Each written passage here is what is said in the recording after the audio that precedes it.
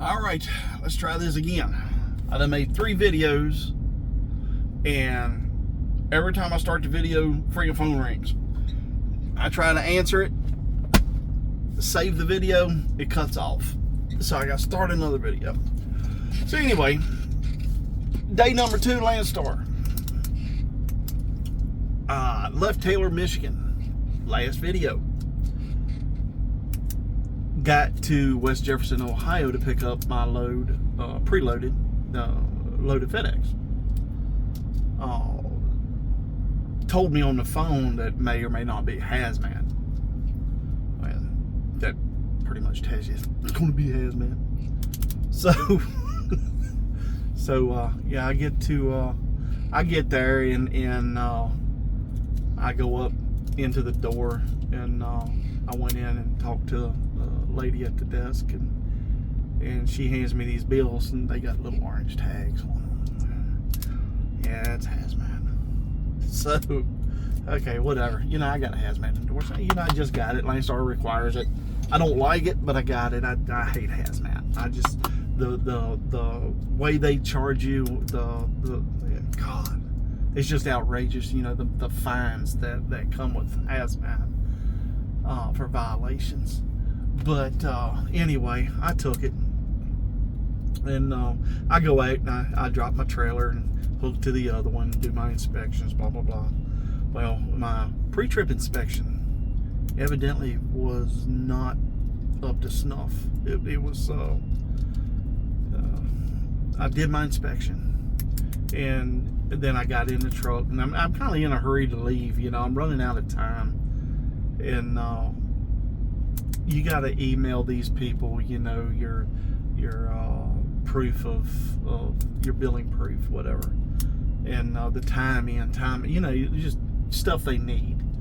And I try to get all that done, and then I had to do a yard count, and they want to know how many trailers are in the yard, what the numbers are, you know. So I did all that, blah blah blah. Got down the road, and I didn't go far. I don't know exactly, maybe an hour and a half, whatever. Anyway, I went to Chillicothe, Ohio, right there at Pilot 3523 split.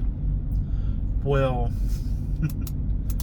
I go in, and luckily I got there a little right on time, I guess, and I got a good spot. Went in, did my U-turn, and backed right on the inside truck. And that place is a pain in the ass, because you go in there and they don't inform you that when you go in past the fuel pumps, you got to bear to the left and then to the right, and that's the parking area that dead ends. You go in and it just dead ends, and you got to do a U-turn to get out, or back out if you can, and which a lot of people can't, you know, especially at nighttime, because you got all these people that make their own parking spots, and they think, oh, well, they can get in, you know, I leave them plenty of room. Well, what about if I got to get out? You know, what if I got to back out? You know, they use your noodle.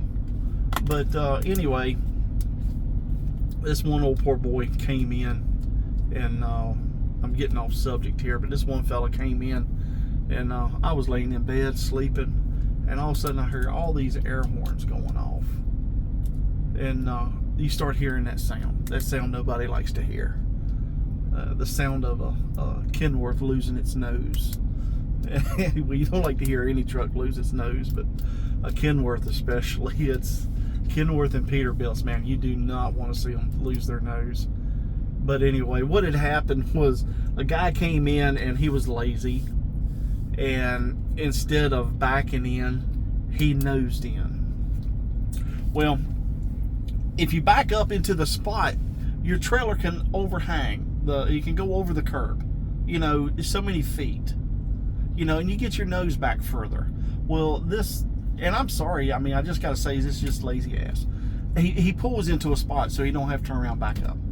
He pulls into the spot and leaves his freaking trailer hanging out, because, you know, with you can't go over the curb with the nose of your truck.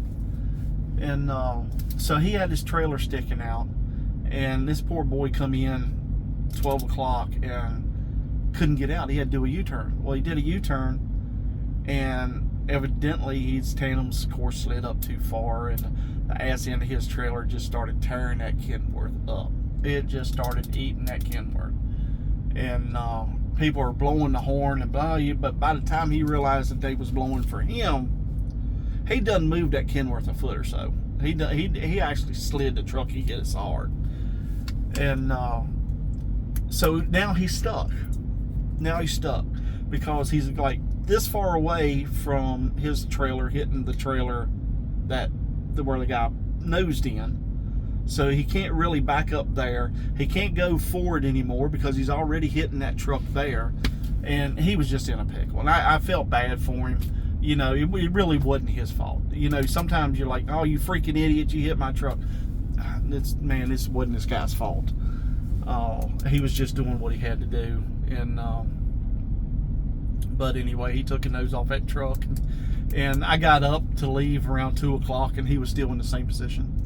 I guess maybe they was waiting on the company to send a rotator, maybe to pick a trailer up or something, you know, and slide it out and get him situated where he could get out.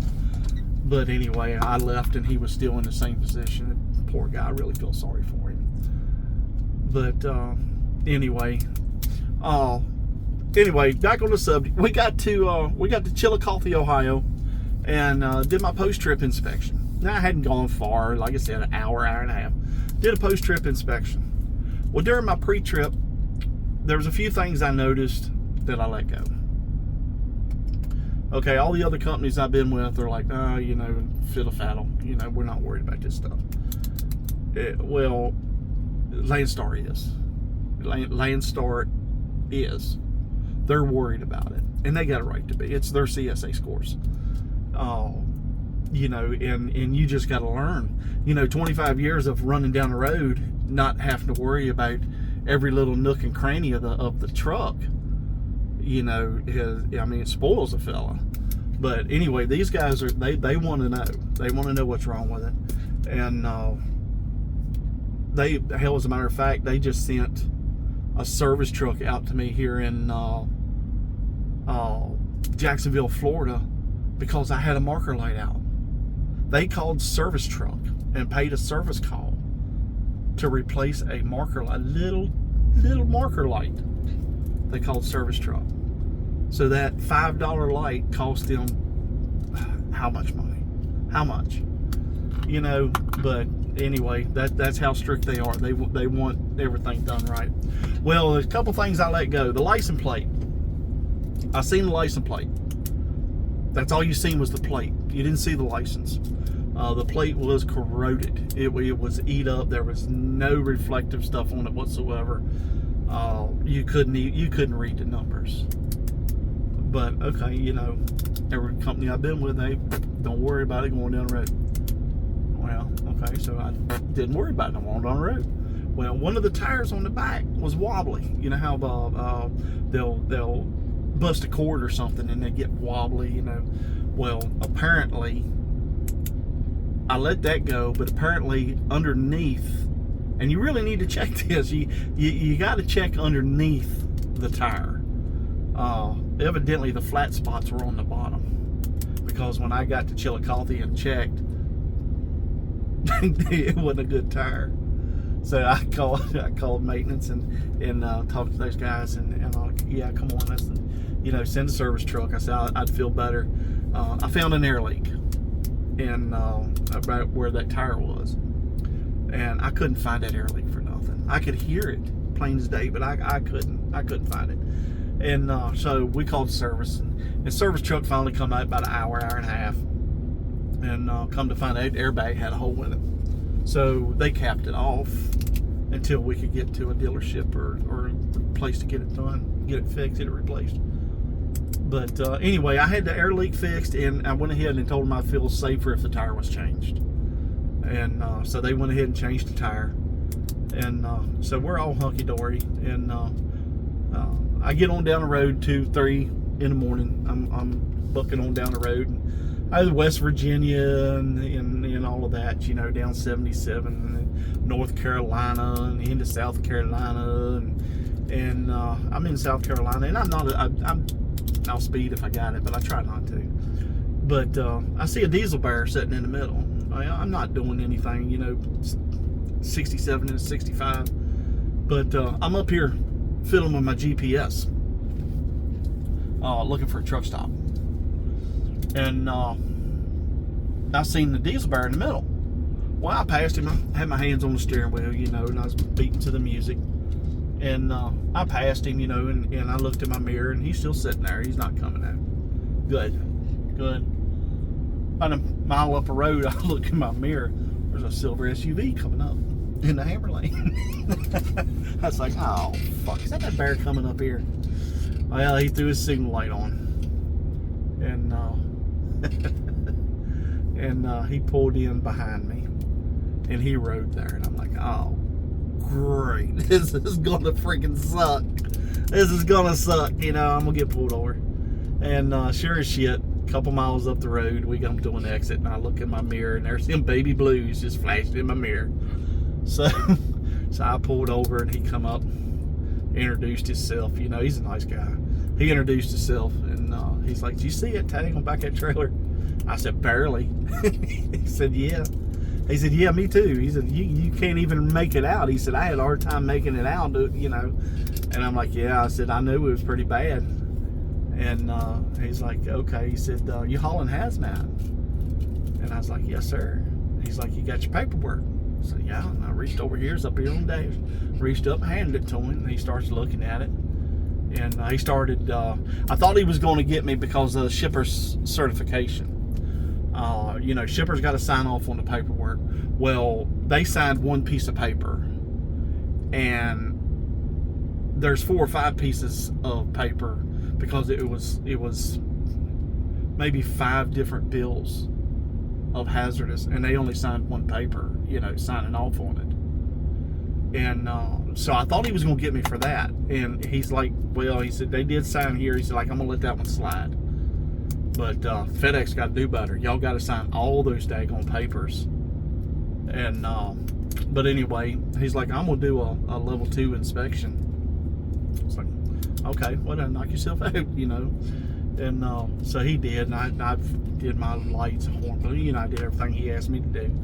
And luckily that air leak was fixed and that tire was fixed because I passed the inspection. So he comes up and he's like, okay, he's like, I need your driver's license, your manifest, which the hazmat papers, and what was it? He asked for something, the cab card, and he asked for the hazmat permit, Illinois permit for hazardous material. What? I've never heard of this. I'm new to this hazmat thing, so y'all know what I'm talking about. I don't know. But anyway, I'm like, I don't know. Here, I found a permit book, and we started going through it. And he's like, you'll know it when you see it. And there it was, Illinois hazmat permit. That expired in June. Now, I just got this permit book 2 weeks ago. Orientation. I finished orientation on the 26th, I believe it was, of July. Either 26th or 27th. They gave me that permit book. They gave all of us a permit book. How do you get a permit that expired at the end of June and not be given to you until the end of July? So I'm hearing, oh, that's your fault. You should have went through that book and checked all the dates and blah, blah, blah, blah, blah. Well, come on. Really? You would think, as strict as some companies are, that they would make sure that the paperwork's right before they give it to you. But they didn't. And I got a violation for that. And I got a violation for their license plate. So my question to them is not only the hazmat one, but the other one is they require inspection on these trailers every 120 days. Well, why wasn't that caught? Why wasn't that license plate caught? There's no way that license plate went bad in 4 months. There's no way. It was, you couldn't read it. There was nothing there. You could not read it. And But now I get a ticket for it. Well, I didn't get a ticket. Well, a violation. I got a violation. No citation, a violation.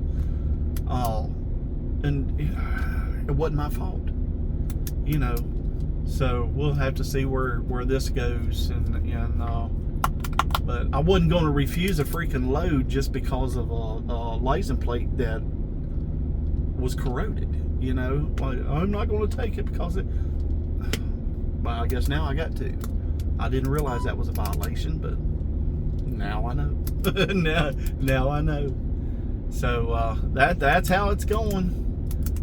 So far, this is awesome. I started out Monday morning, and by Tuesday afternoon, I've already had 2 violations. So yeah, let's hope we don't get any more. I'm still waiting to hear from compliance and figure out what they're going to do, how many points I'm going to get, and all of this. And it's just, man, it's nuts. I was down in the dumps. You know how you get all upset, and hell, I was ready to freaking quit.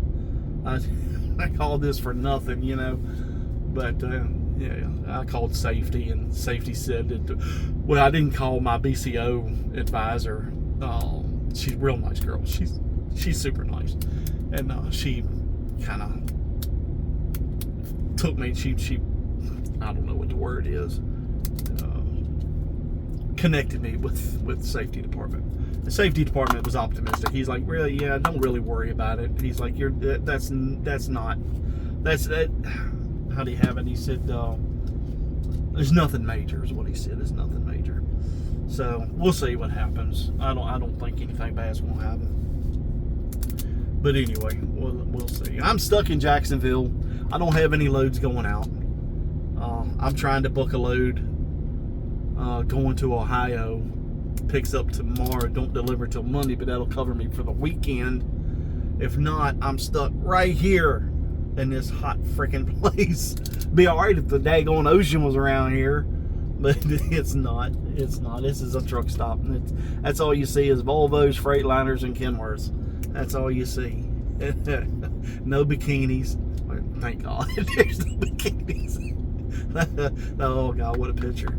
But anyway, I don't see how AK does. My hat's off to you, AK, man. It's hot down here. I don't know how you put up with it, brother. I really don't. But anyway, I'm gonna stop right here and start uploading this video. I might have to wait till I get home to upload it.